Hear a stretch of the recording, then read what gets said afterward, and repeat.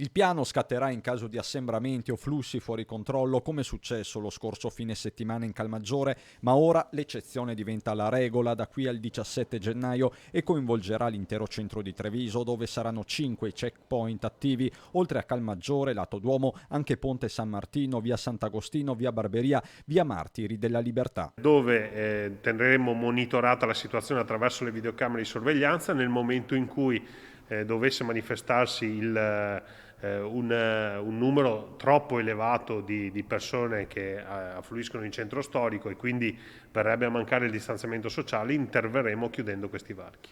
Oltre agli occhi elettronici, a presidiare fisicamente i checkpoint ci saranno 40 uomini tra agenti di polizia municipale e volontari di protezione civile. Insomma, il centro non sarà chiuso, ma i flussi regolamentati nel caso di assembramenti. Questo significa che a fare la differenza ancora una volta saranno i comportamenti individuali. Da qui il messaggio del primo cittadino a trevigiani e non. L'appello è quello di valutare in coscienza e con grande responsabilità quando e dove andare ad effettuare le compre in previsione del Natale. Ok allo shopping quindi, ma con criterio. Facciamolo con un occhio di attenzione e soprattutto con tanto rispetto nei confronti di chi non c'è più, di chi sta soffrendo e di chi sta lavorando per gestire questa emergenza sanitaria.